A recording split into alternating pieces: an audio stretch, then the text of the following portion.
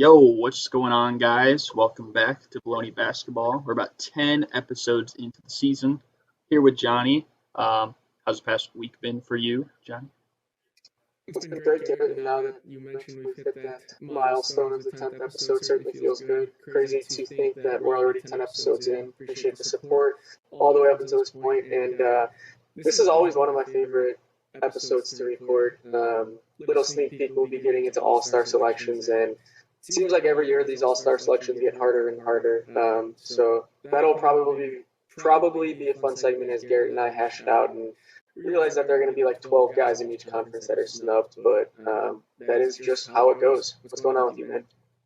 Yeah, things have been going good here, and like you said, that is what it is. We're about a third of the way through the season, which is kind of crazy because it feels like just the other day we were seeing like the Nets and Warriors and the Lakers Clippers on opening day.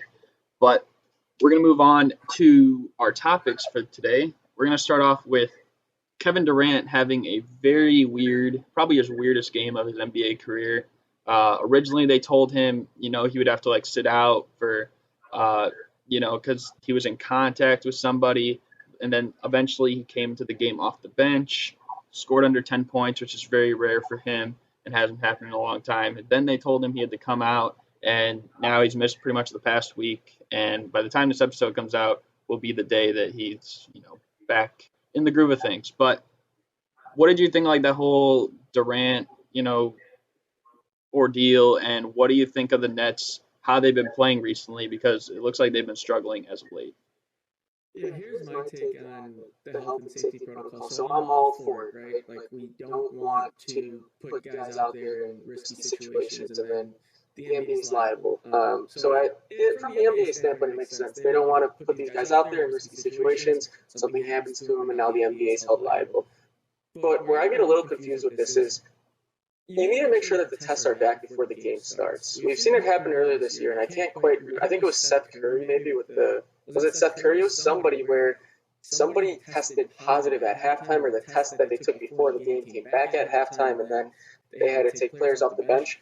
Things like that, given the status and the outlook of the league, and that the league has such the league's prominent and it gets resources quicker than the average human being. They should be able to find ways to make sure that everybody's able to get tested before the game, all those results come back, and then they can go ahead and proceed with the game. There should be no reason that they have to wait until halftime for these results to come back, because then at the end of the day, these tests are kind of pointless. In terms of the Nets themselves, yeah, struggling a lot without KD. They don't have a lot of depth anywhere on their roster right now, so anytime you lose basically your best player, it's going to hurt you. And yes, they have two other All-Stars, but they don't have another great defensive wing. Kevin Durant is a very good defender. Jeff Green's a good defender, but outside of that, they lack a lot of defensive integrity, and Durant is able to make up for some of the mistakes that Kyrie and James Harden make on that side of the court. So obviously, all three of them need to be healthy if they want to have any chance to make some noise here in the future. But without him, I think we're going to continue to see some defensive duds as we have thus far. Yeah, you hit it like right on the dot talking about the protocols and stuff like that. Like, you need to be completely sure, because that was just like, it was so weird, and it kind of even frustrated me, not even being a Nets fan, like that even happened. But I mean, just to add with what the Nets have done without Kevin Durant, it's been pretty concerning. I think most people, they're still on board saying like the Nets are the favorites in the East, but it takes a team, to win. Like, you can get all the way to the finals. We've seen it with like LeBron. We've seen Harden go to the conference finals with teams that probably weren't like completely built all the way around. You need a complete team to win a title. And right now, that's just pretty much a three-headed monster, and lately a two-headed monster because Durant hasn't been available. And if they want to compete with, teams like the Lakers, who have championship pedigree now all across the roster, the Clippers, who have two of the best two-way players as well, which is, something that the Nets don't have. They have great offensive weapons. They don't have the other side of the floor, and the Clippers have way better depth too. And I'd even put them ahead of the Nets in my contenders poll, but they got a lot of work to do. I know like there's still a lot of time before the trade deadline, the buyout market, stuff like that. But I don't know. And then, yeah, I don't know. Just like the whole Durant thing, it was weird. There's no other way to describe it. It was just really weird. His streak of starting every single game in his career came to an end last Friday because of this whole thing too. So I know that's probably not a big thing in the grand scheme of things, but I'm sure he was probably a little irritated by that as well. And we'll talk about the All Star game here coming up, but man, oh man, is this ever the more reason for them to not play the All Star game for multiple reasons? Just the fact that these guys are playing a bunch of games in a limited amount of time. They could use some rest, A, and B. If we're going through all these health and safety protocols to make sure that we can play meaningful games, why are we going to go ahead and now do this for a game that has absolutely zero meaning in it? Just wanted to throw that quick plug out there, but that's kind of my take on the whole situation. Yeah, I mean, I completely agree. I'm right there with you. But we're going to move on to our next topic. One of our guys, Derrick Rose, ended up getting traded. Him and the Pistons, they mutually agreed it would be best to move on. And now he is back with the second team that he was with in his career when he originally got traded from the Bulls, and that is the New York Knicks. And now he's serving as like a veteran mentor and could provide a lot for them offensively and down the stretch of games if you need him to. Do you think with the addition of D Rose that the Knicks have a really good chance at making the playoffs? And do you think they could maybe fluster some top contenders? I don't think he moves the needle that much. I think he'd be better served. He'd move the needle more for teams that are already in consideration to win something meaningful because he'd be able to. He'd be a very good upgrade for a point guard for the Knicks or for the Clippers, or he'd be a good upgrade for let's say the Bucks. Just somebody who he'd be much better than that team's current backup point guard, or in the Clippers case, just a point guard for the Clippers. But I'm not sure I understand what the Knicks are doing here. I understand it's Tom Thibodeau and he doesn't know what a rookie is or how to play a rookie. I understand it's Tom Thibodeau and he thinks the year is 2011 and he wants to get the band back together, and that's why Taj Gibson and Derrick Rose are on the team. But they finally have a young point guard in Emmanuel Quickly. Now you want to go ahead and come in and bring in Derrick Rose and steal minutes from Quickly. I don't know if there's something more to this and they want to go out and move Elfrid Payton, but he's actually been playing decent as of late.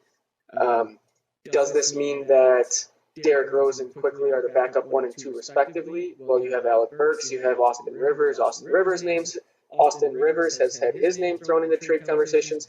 So there's still a lot of moving parts, but I wouldn't want this to necessarily be something that limits the minutes that Quickly can play, because the Knicks still are not a very good team. Let's not kid ourselves. Randall's putting up good numbers, but I don't know exactly what Julius Randle is. They have a young, bright star-ish in R.J. Barrett, but other than that, they're lacking a lot of outside pieces, and so you'd think you'd want to develop Emmanuel Quickly, but maybe that's not what they're going for. I'm not quite sure what the whole move is, but yes, Derrick Rose does still have some value to provide. I'm just not sure it's best suited for the New York Knicks. In a way, I'm kind of with you, and then I'm also kind of not.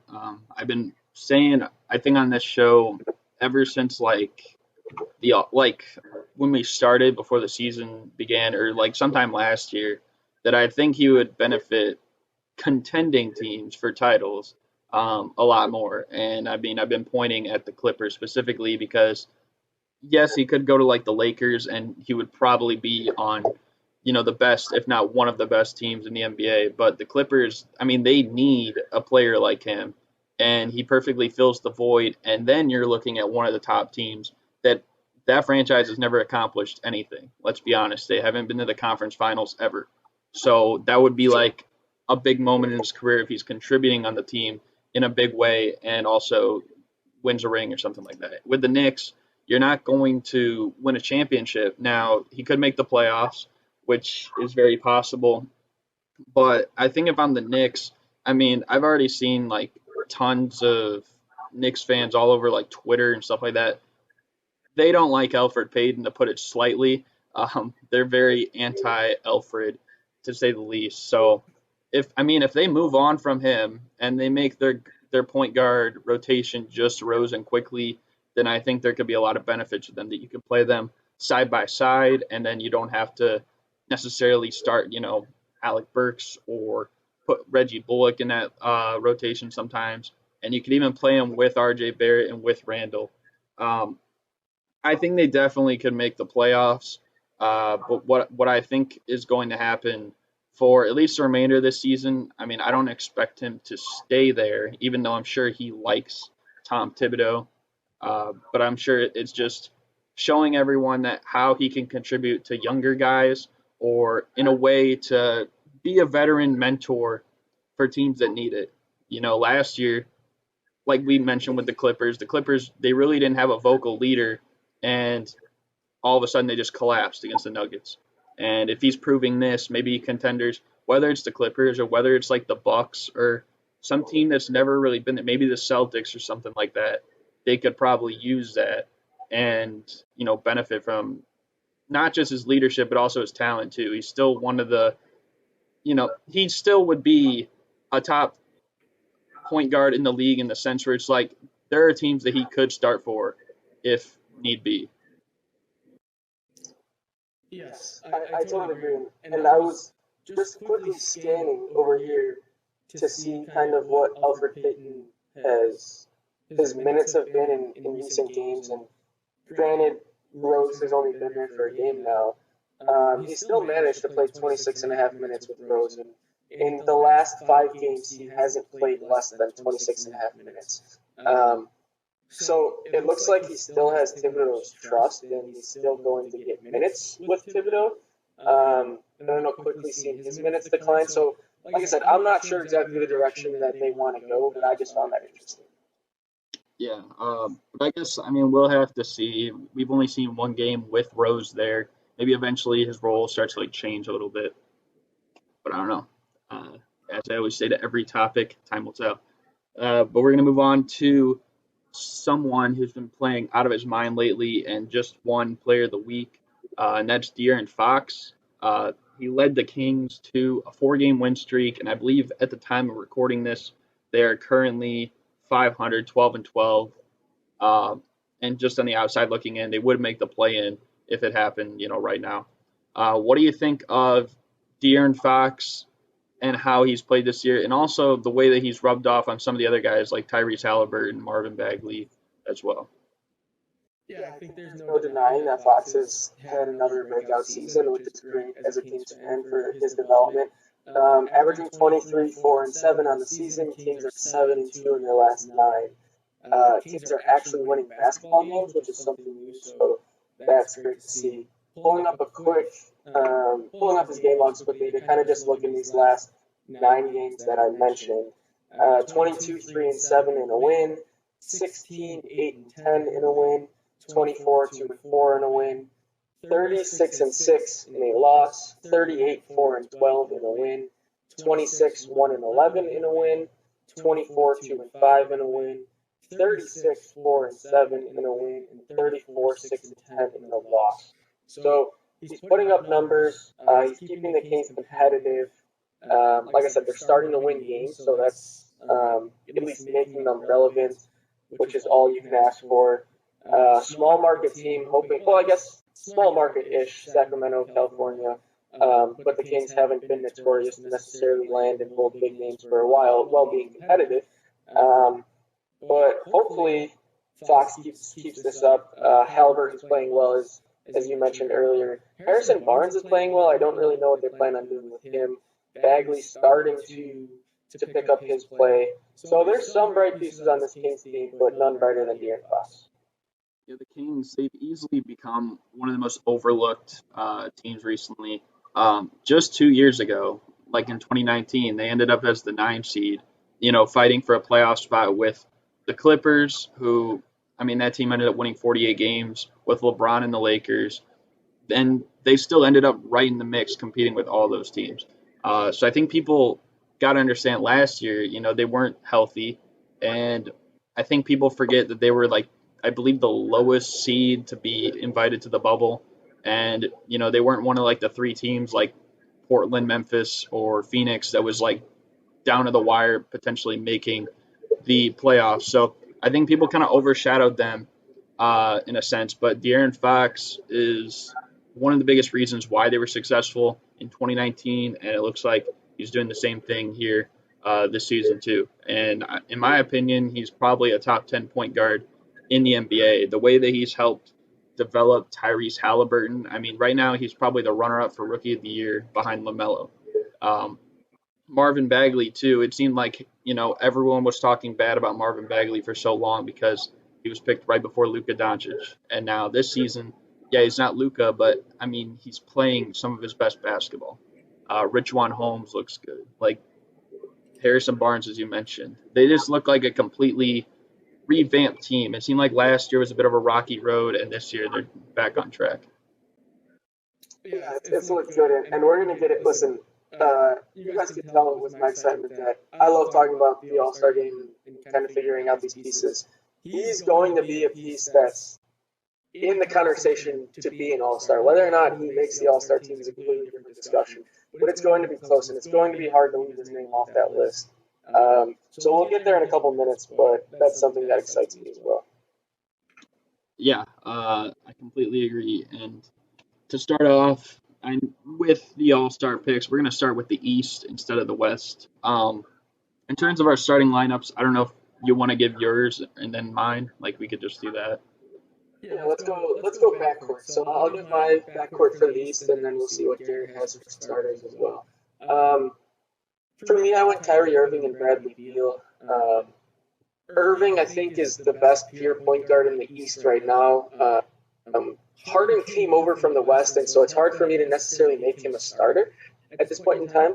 I think Kyrie deserves that, and then Bradley Beal's playing out of his mind. I know the Wizards don't have much to show for it, but I think that Bradley Beal does deserve to be a starter. Yeah, I got the same backcourt as you. I think Kyrie, right now, he's probably, whether or not the Nets, they've been up and down. Statistically, it's probably his best regular season to date. And in terms of Bradley Beal, I mean, the dude was snubbed last year, averaging 30 a game. He's averaging 34, 35 a game right now. I mean, he's got to be in. I mean, there's just no other way to put it around it. He's got to make the All-Star game. And I think the vote getters understand that, and they're paying him respect this season with him being the leading vote getter for guards as of right now. So I got him making it as well. Yeah, and I don't imagine that we're going to have a difference here in the front court either. But I go Kevin Durant, can't leave him off. Giannis at the 4, and then Embiid at the 5. You got Embiid, who's a top 2 MVP candidate. You have Giannis, who's leading one of the better teams in the East, and you have KD, who's the best player on one of the best teams in the East as well. Do you have any objections? Absolutely none. I think Giannis lately has been on a roll, playing like his last year MVP self. Kevin Durant is playing insane, and it doesn't even seem like he had an Achilles torn last season. Like it literally seems like he didn't miss a beat. And then as for Joel Embiid, his team's currently first in the Eastern Conference. He's currently my favorite to win MVP. I got to put him as a starter. Awesome. So, as you guys can see, Gary and I, 1 through 5 across the board, have the exact same. In terms of reserves, we're able to pick 7 reserves. It follows this following format: 2 backcourt players, 3 frontcourt players, and 2 wild cards, such that those wild cards can be either 2 guards, 2 forwards, or 1 of each. So let's start off with 2 guards here. For me, personally, I go Trae Young and James Harden as my first 2 reserve guards. What do you go? Yep, I got the complete same. I mean, James Harden, he's one of the top 10 players in the NBA, so you can't leave him off. And the way he's been playing as well, dropping like triple doubles in games, still where Kevin Durant and Kyrie have been able to drop 30. Granted, they're not playing much defense, but you got to include him. And then I also got Trae Young. I mean, right now he has the Hawks, I believe, 6th or 7th in 7th right now. Yeah, they're in the playoff picture. Yep. They're in the playoffs right now, and they really haven't even been completely healthy either. I know some people said, oh, they might make the playoffs with their roster, but I mean, right now they're doing probably just as good, if not slightly better than some expectations. And they've been missing Gallinari. They just recently got like Rondo back. No Chris Dunn for a lot of the game. Like, I think that they got to credit Trae Young, and you got to put him in there. Yep, no objections there. So now we head to three front court players. This is where it gets For spicy. me, I'm going to take. What's that? I said this is where it's gonna get spicy. I bet. Oh yeah. So for me, I'm going to take a pair of Boston Celtics. I have Jason Tatum and Jaylen Brown firm in the All-Star game picture. Can't leave either of them out, in my opinion. Jaylen Brown has elevated his game to a level so high this year that I think it's hard to keep him off that list. Now I look at it, do I have 7 players on here? 2, 4, 6, 8. So I'm going to have to cut one in the show here, so this should be interesting. I get to walk through my thought process as we do it. So I've already included those 2 in. I think Chris Middleton is a lock to make it as well. Second best player on what many consider to be the best team in the East. So I go with him as well. Where do you go with the East front court? It's tough, and I don't know exactly what Jaylen Brown's listed at. I think I consider him like a guard, so I don't have him in like this first batch. But I put Tatum, obviously. I have Domantas Sabonis. I think he's been leading the Pacers lately. They've been struggling, but I mean this dude started the year with like 20 doubles, which I mean is among league leaders all time. I believe the only ones that did it more than him, I think, were currently Jokic, and then Bill Walton in like 1977. And then the last one, it was tough picking like another front court player. I was thinking Vucevic and I was thinking Julius Randle, but I think with where the Knicks are and with how much Julius Randle has been doing across the board, just stuff in the stat sheet, I got to put Julius Randle as the last front court guy. Okay, that makes sense. And I did just go ahead and check the All-Star game voting and kind of see where players are listed, and Jaylen Brown is listed as a guard. So that's going to throw some things up here on my end. So because Jaylen Brown is listed as a guard, I'm going to retrace my statement back and say that my 3 front court players are Jason Tatum, Chris Middleton, and the third one is Bam Adebayo. So now this will be even more interesting when we get to the 2 wildcard players, because I'll have to make a decision there. So where are we looking for our 2 wildcard players, Derek? Where are you leaning at this point in time? Well, first of all, the guy you were just talking about, Jaylen Brown, I think he has to make it. I don't know if he's necessarily over Harden or Trae for that backup spot, but he has to make it. And then I'm looking at 3 guys. Zach LaVine has played insane this year. He's having a career year, which is crazy because some would say he was All-Star snub last season. You've also got Gordon Hayward, who's having a big resurgence season, basically almost shooting a 50-40-90 with the Hornets, in the middle of the playoff pack. I believe they're 6th right now. And then you have Chris Middleton, who is also shooting a 50-40-90, as Giannis's counterpart. Currently is the 2nd seed in the East. And the person I think I had to go with of those, I love the Bulls, and Middleton's been an all-star, but I think I'm going to go with Gordon Hayward. He's completely transformed the Hornets. Him and LaMelo Ball, when they're on the floor, they're pretty much statistically one of the most unstoppable teams in the NBA, which might not seem crazy because, it's just Gordon Hayward and LaMelo Ball, but no, they literally are.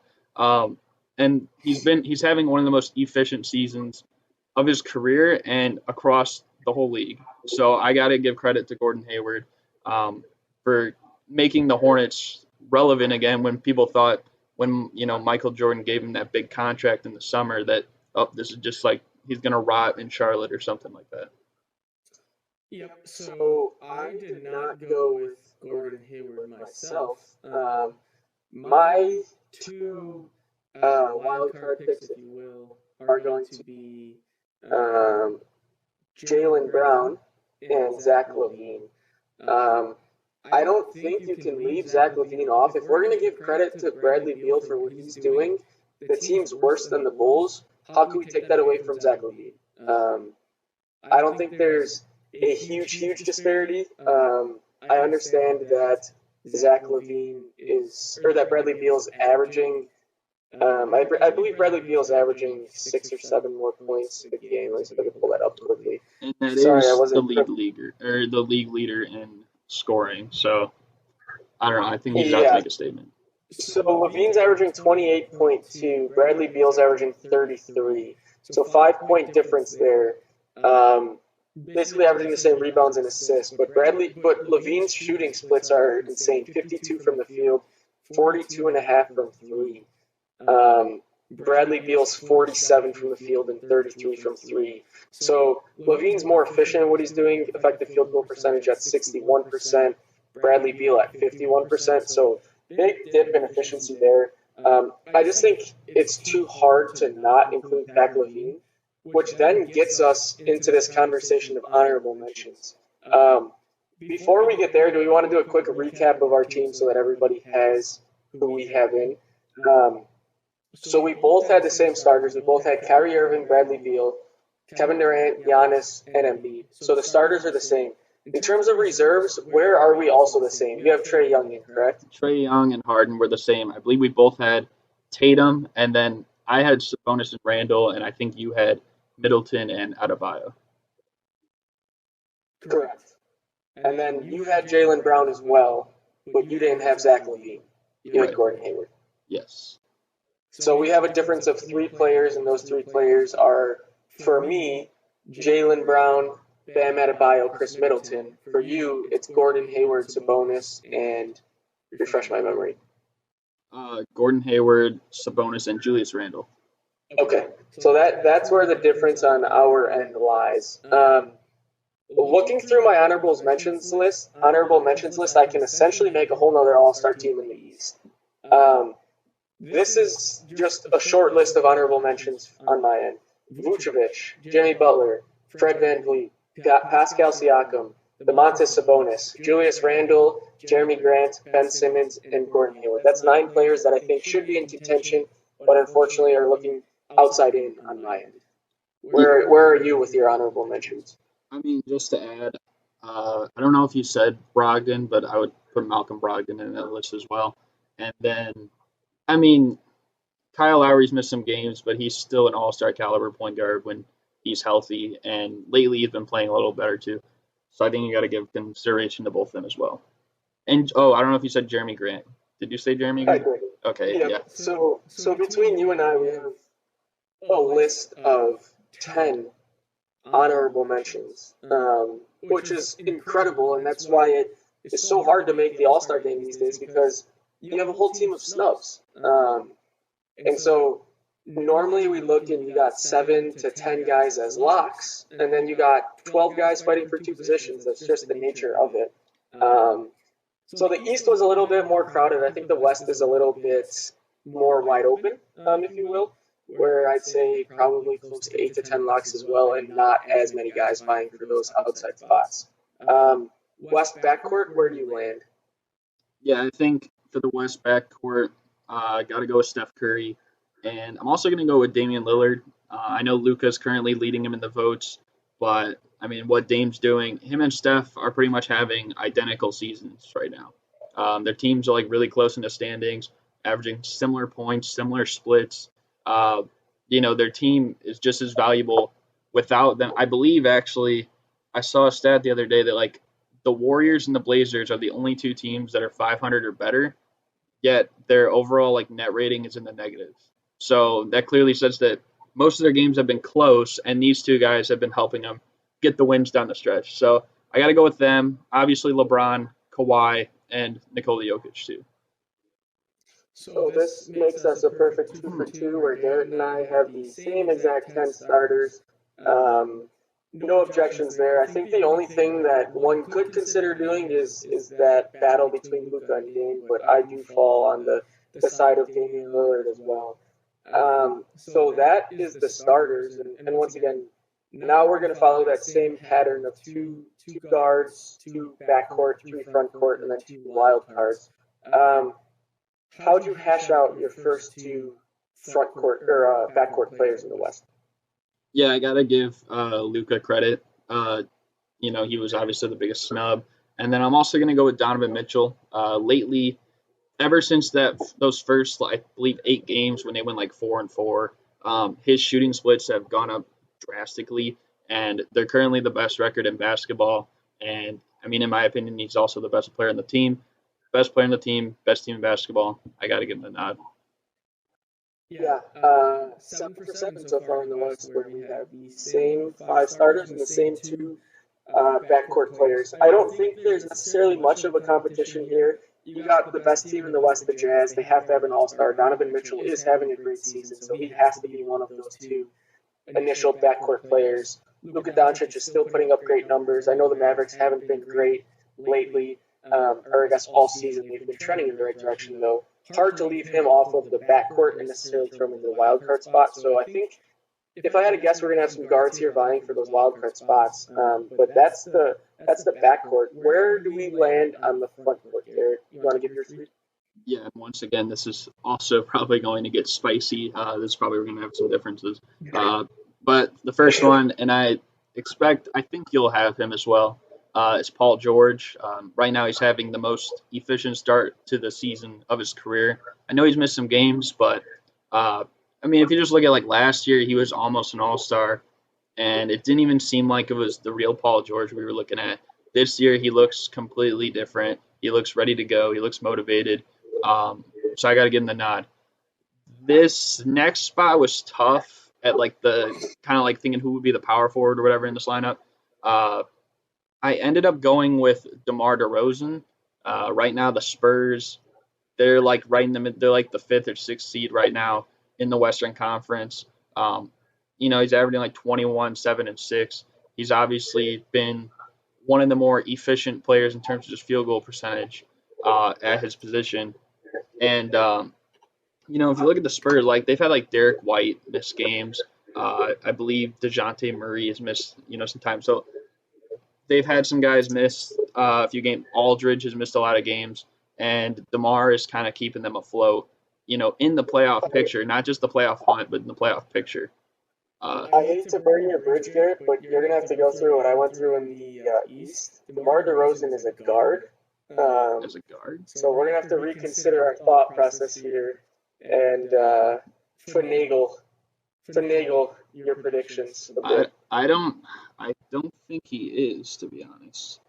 I think he's listed as I'm on all-star. I'm on all-star voting under guards, and DeMar DeRozan is a guard. Okay, well, for what it's worth. I guess. I mean, it's hard. I know he's like played small forward like pretty much all season, but whatever. If they list him as a guard, I'm gonna probably have to take. Well, that sucks for DeMar. I'm sorry if DeMar DeRozan ends up seeing this because you're probably not gonna make my team now. But listen, if he is like whatever a small forward and it was like a glitch, then I would count DeMar. If not, I'm gonna take Zion, and I'll put Anthony Davis also in there as the other big man. Okay, so for me, we're in agreement on 2 of the 3. We're both taking the Robin to both LA teams Batman. So I'm going to go with PG and AD as well. That third front court spot, the Jazz are the best team in the West. A lot of times, the best team in each respective conference gets 2 All-Stars. That's just how it happens. We've had years where many wouldn't consider Chris Middleton to necessarily be having an all-star season, but still make the all-star team because they were the best team in the East. I don't think that's necessarily just the criteria as to why Rudy Gobert gets in. I think Rudy Gobert is having a better season than Zion Williamson. I think he's having a better season than Brandon Ingram. So by virtue of that, I include him, and then it helps given the fact that they also do have the best record in the West. So our first difference is penned here, where Garrett is going with Zion, and I'm going to go with Rudy Gobert. If you guys thought this was spicy, it's about to get even spicier here. The 2 wildcard spots, Garrett. Where are you leaning? I will say something first about DeMar. I believe the coaches specifically pick the bench. So if they consider him a front court player, then maybe he could make it. But moving on to my wild cards. To I'm going to pick De'Aaron Fox, who's been playing like an all-star for all season long, especially as of late. And I think the other one that I gotta go with is Devin Booker. He's having his most efficient season. The Suns, they're currently the fifth or fourth seed, I believe. They're the fourth seed. And I mean, Chris Paul started the year a little bit slow. Lately, he's been picking it up. I know Devin Booker's missed some games, but I'm still gonna roll with him and Fox as my wild cards. Yeah, so that makes 11 for 12 in which we're agreement on in the West, where our only difference is Rudy Gobert for me, Zion Williamson for you.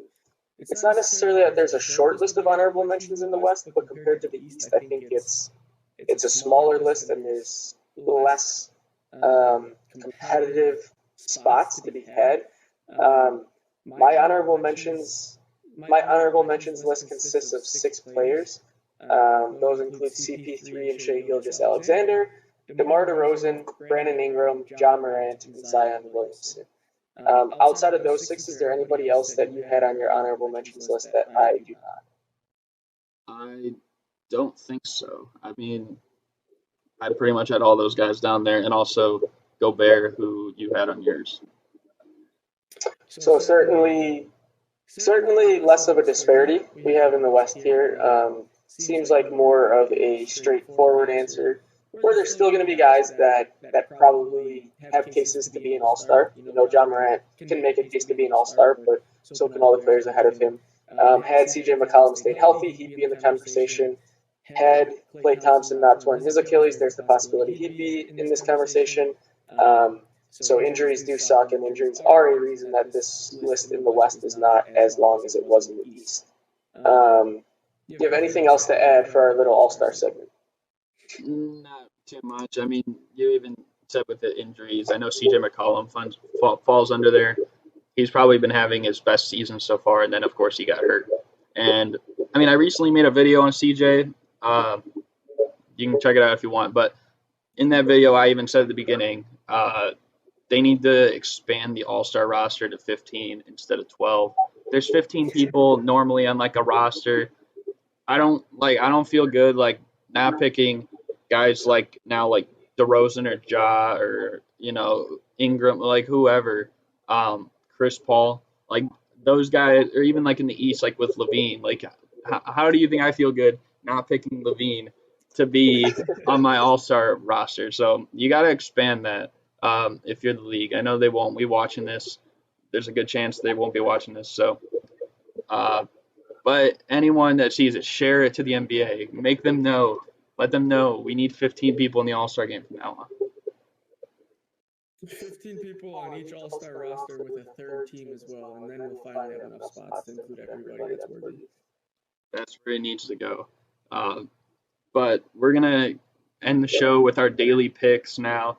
On February 12th, we have the Grizzlies and Lakers. What do you got in that one? I'm going to go with the Grizzlies here. I think there's a very high chance that LeBron James does find his way to a...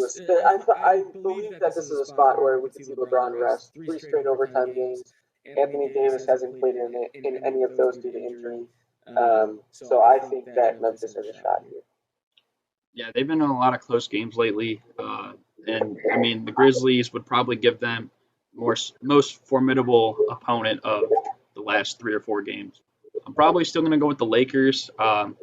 Now, if they do, like, rest LeBron and, like, AD still doesn't come back, then Grizzlies will probably win. But I'm going to say the Lakers on this one.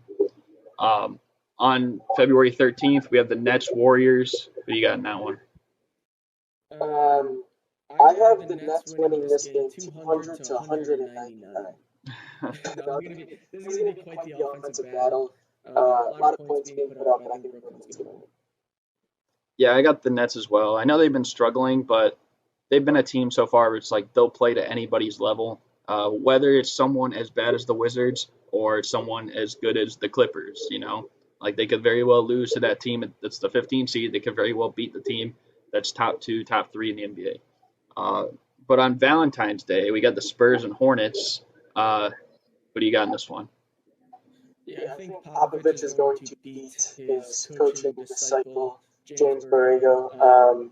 I like the Spurs to beat the Hornets here. Yeah, on this Valentine's Day, I got love for the Spurs as well. On the 15th, we got the Rockets and the Wizards. Another Wall and Bradley Beal matchup if they both play. But who do you got here?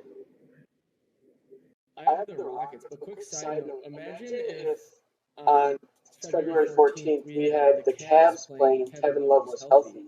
What if we had Love for Love on Valentine's Day? How about that one?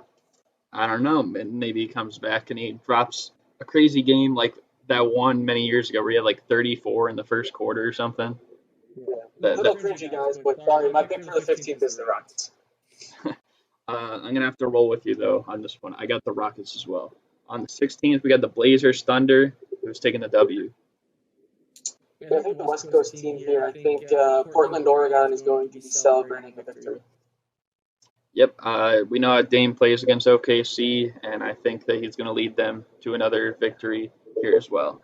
On the 17th, we got the Hawks and Celtics. Who you got here? I like Boston here. Kemba's been struggling quite a bit, but I still think Boston has enough to beat the Hawks. I'm going to go with the Hawks on this one. I'm still not completely sold on the Celtics. As crazy as that might seem, but I'm really not. They just don't have depth. They don't really have much size, and I don't know. I think this is a prone matchup for an upset to happen. On the last game, though, probably our best game of the week, we got the Brooklyn Nets and the LA Lakers, arguably a finals matchup. What do you got here? Yeah, this is a tough one to call. I don't think we're going to have AD back, but I think we're going to have KD back. So I think we're going to have the full band for the Nets, but not full band for the Lakers. So we go with Brooklyn. Yep, I got the Nets as well. Like I said before, they'll probably play to anybody's level. So there's just as good of a chance they could beat a team like the Lakers or the Clippers as they do, the whoever, like the Orlando Magic or something like that. No offense, Magic fans, but I think that's going to cap off our daily picks and the rest of this show. I hope you guys enjoyed our all-star predictions, but anything to add at the end here? Nothing else, no, just the 17th. That game on the 17th will determine the winner of this week's picks. Yes, it will. Or no, I don't think it will. I think because we, on the 12th, right, we went different with Grizzlies, Lakers. Oh, you went with the Lakers. Yep, Yeah. I forgot. So We got good catch there, so we got two I will differences. not. Two differences this Yep. week, with the Lakers and Celtics both being on one end of them, historic rivalry. But thank you guys for watching. Hope you guys enjoyed, and we're out. Peace.